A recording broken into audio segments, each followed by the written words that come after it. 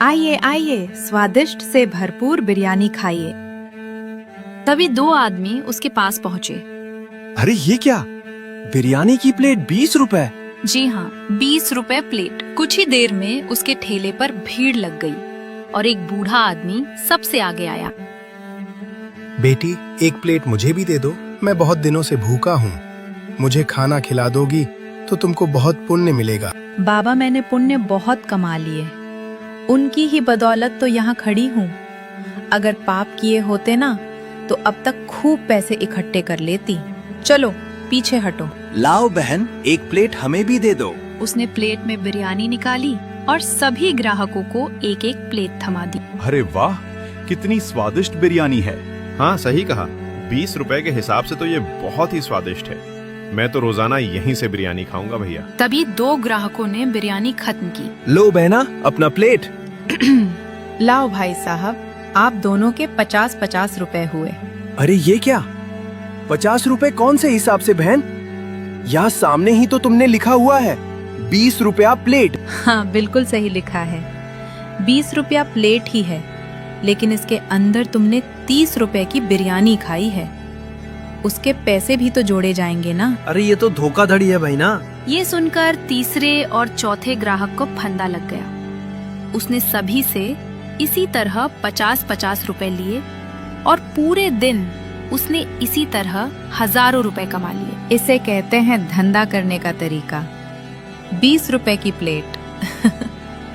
इसी गांव में भूपेश नाम का एक आदमी भी अपने परिवार के साथ रहता था। भूपेश मेहनत मजदूरी करके पैसे कमाता और उसकी बीवी नीतू अपनी सासू माँ के साथ मिलकर घर संभालती थी।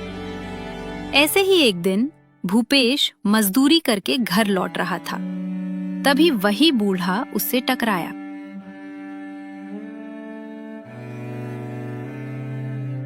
बेटा, मुझे उस नंदनी से बिरयानी खिलवा दो, बहुत भूख लगी है। भूपेश को बूढ़े का चेहरा देखकर उस पर दया आ गई। ठीक है बाबा, आओ, मैं आपको बिरयानी खिलवा देता हूँ। भूपेश ने नंदनी से कहकर उसे एक प्लेट बिरयानी दिलवा दी। ये लो 20 रुपए। अरे भैया, 30 रुपया और दो। हैं? 30 रुपए किस बात के बहन? 20 रुपए प्लेट है ना। और उसके अंदर जो बिरयानी थी ना, वो 30 रुपए की थी। वाह बहना वाह, ये अच्छा तरीका है धोखाधड़ी से दुकानदारी करने का। भूपेश ने उसे 30 रुपए और दिए। भूपेश घर पहुंचा। ये लो नीतू। अरे ये तो बस 250 रुपए है। आज 50 रुपए कम का काम हुआ क्या? भूपेश ने सारी बात नीतू को बताई। चलिए, कोई बात नहीं। उस बूढ़े को आपने अपनी कमाई से दिया है ना, भगवान आपका जरूर भला करेगा।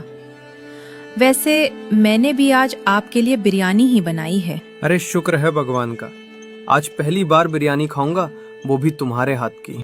नीतू ने उसे खाना परोसा।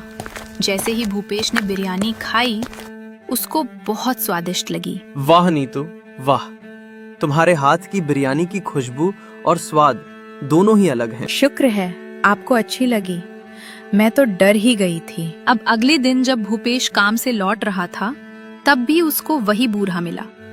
उसने आज भी बिना परवाह किए उसे बिरयानी खिलवाई।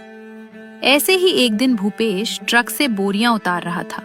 तभी भूपेश अचानक से गिर गया।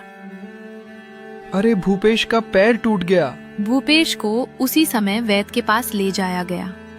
नीतू और उसकी माँ रोती हुई वहां पहुंची। ए जी, ये आपको क्या हो गया? रो मत नंदिनी, वरना मैं और टूट जाऊंगा। अब इनका चलना फिरना काफी मुश्किल है, लेकिन अगर इनकी दवाई चलती रही तो 3 महीनों में ये ठीक हो जाएंगे। वैद्य जी, अगर मैं चल नहीं पाऊंगा तो घर चलाने के लिए पैसे भी नहीं आ पाएंगे। ऐसे में मेरे इलाज का खर्चा भला कहाँ से आएगा? ए जी, आप फिक्र मत कीजिए, भगवान जरूर कोई रास्ता निकालेगा। नीतू भूपेश को लेकर घर आई और सोचने बैठ गई। ऐसा क्या काम करूं जो घर में पैसे आए और भूपेश का इलाज भी हो जाए? कुछ समझ नहीं आ रहा। काफी देर सोचने के बाद नीतू को याद आया कि कैसे भूपेश उसके हाथ की बनी बिरयानी की तारीफ कर रहे थे। उसने अब देर नहीं की और फिर बिरयानी का ठेला लगा लिया। हे भगवान, मैंने 10 रुपए की बिरयानी का ठेला तो लगा लिया है, अब इसको जल्दी से बिकवा भी देना। तभी 2 ग्राहक वहां पर आए। लो भाई, एक और 10 रुपए की बिरयानी। हाँ भाई, ये भी हमें बिरयानी खिलाएगी और फिर खाने के बाद नंदनी की तरह बोलेगी कि प्लेट के 20 रुपए और बिरयानी के 30 रुपए अलग हो गए। नहीं नहीं साहब, मेरे ठेले पर आपको 10 रुपए की बिरयानी से भरी प्लेट मिलेगी। मैं धोखाधड़ी नहीं करती। अरे क्या सच में 10 रुपए में बिरयानी की पूरी भरी प्लेट मिलेगी? जी हाँ भाई साहब। यह सुनकर नीतू के ठेले पर भीड़ जमा हो गई। एक प्लेट मुझे दो। हमें भी देना एक प्लेट। नीतू ने जल्दी जल्दी सभी को बिरयानी की प्लेट दी और उन सभी ने बड़े मजे से बिरयानी खाई। अरे भाई, इसकी बिरयानी तो नंदनी से भी ज्यादा स्वादिष्ट है। सच में मजा ही आ गया। उसी टाइम नंदनी भी वहां आ पहुंची, लेकिन कोई भी उससे बिरयानी नहीं ले रहा था। सभी नीतू से ही बिरयानी लेकर खा रहे थे। बेवकूफ औरत, 10 रुपए में बिरयानी बेचने पर इसको नुकसान होने वाला है। जितने पैसे इसने लागत में लगाए हैं ना, उतने भी नहीं निकल पाएंगे। जब घर जाकर ये पैसे गिनेगी तो फूट फूट कर रोएगी और फिर कल से यहाँ नजर नहीं आएगी। दोपहर होते होते अब नीतू की बिरयानी खत्म होने जा रही थी। बिरयानी तो अब थोड़ी ही बची है। शुक्र है भगवान का कि सबको पसंद आ रही है, वरना मैं तो डर ही गई थी। तभी कुछ ग्राहक और उसके पास आए। जल्दी से हम सभी के लिए एक एक प्लेट और लगा दो। भाई साहब, आप सबको तो नहीं दे पाऊंगी, अब बिरयानी खत्म होने वाली है। तभी वो बूढ़ा उसके पास आया। बेटी, जरा सी बिरयानी मुझे भी खिला दो। मैं बहुत दिनों से भूखा हूँ, मेरे पास पैसे भी नहीं है। कोई बात नहीं बूढ़े बाबा, आप पैसे मत देना। नीतू ने उस बूढ़े आदमी को बिरयानी की एक प्लेट दी। अब जितनी बिरयानी बची है वो आप लोगों में से कुछ को मिल जाएगी। ये कहकर नीतू ने एक एक करके सबको बिरयानी देना शुरू किया। लेकिन एक चमत्कार हुआ। उसने सभी को बिरयानी दे दी और उसके बाद भी पतीला खत्म नहीं हुआ। अरे, ये बिरयानी अभी तक खत्म क्यों नहीं हो रही? कुछ देर पहले तो आधे में से आधा पतीला बचा था, अब उससे भी ज्यादा दिख रहा है। कितनी बिरयानी लाई है इस पतीले में ये? शाम हो गई लेकिन अभी तक खत्म नहीं हुई। वो बूढ़ा नीतू को हैरान देखकर रहस्यमय तरह से मुस्कुरा रहा था, जैसे उसे कुछ मालूम हो। नीतू की रात तक काफी अच्छी कमाई हो गई और वो अपने घर वापस पहुंची। उसके हाथ में नोटों की गड्डी देखकर भूपेश और उसकी माँ खुश हो गए। देखो जी, मैंने आज कितने पैसे कमा लिए। अरे इतने पैसे सिर्फ 10 रुपए की बिरयानी बेचकर? अरे नीतू, मुझे तो खुद अंदाजा नहीं हो रहा है। जितने पैसे बिरयानी बनाने में नहीं लगे, उनको बेचकर तुमने 4000 रुपए अलग से कमा ली। ये कैसे हो सकता है? अब अगली सुबह फिर से नीतू ने अपना ठेला लगाया और सबसे पहले वही बूढ़ा बिरयानी खाने आया। उसके बाद ग्राहकों की भीड़ लग गई। ये क्या? ये तो फिर से अपना ठेला ले आई। इसे कोई नुकसान नहीं हुआ, ये लगता है मुझको भी। दुकान नहीं करने देगी। जिस दिन से ये बिरयानी 10 रुपए में देना शुरू की, मेरी तो बिक्री ही चपत हो गई। 10 रुपए में बिरयानी बेचकर भला कितना कमा ली होगी। नीतू रोजाना ठेला लगाती और उस बूढ़े को मुफ्त में बिरयानी खिलाती और उसकी बिरयानी रात तक खत्म भी नहीं होती थी और वो अच्छे पैसे कमाने लगी।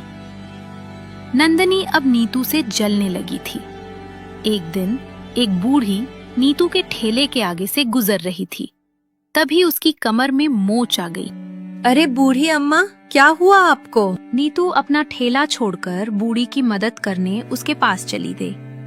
तभी नंदिनी अपने हाथ में एक डब्बा लेकर आया और उसने वो पूरे का पूरा डब्बा नीतू की बिरयानी के पतीले में डाल दिया। आज के बाद ये नीतू अपने ठेले पर बिरयानी नहीं बेच पाएगी। और फिर वापस अपने ठेले पर आ गई। नीतू भी उस बूढ़ी को टांगे में बैठाकर वापस अपने ठेले पर आ गई। कुछ देर बाद जितने भी लोगों ने नीतू की बिरयानी खाई थी, सभी के पेट में दर्द होना शुरू हो गया। करीब 15 लोग पेट के दर्द से जूझते हुए वैद्य के पास पहुँचे। अरे वैद्य जी, पेट में बहुत तेज दर्द हो रहा है। अरे इतने सारे पेट के दर्द के मरीज। वैद्य ने सबको दवाई दी। तब उन लोगों को थोड़ी राहत मिली। तभी नंदिनी वहां आ पहुंची।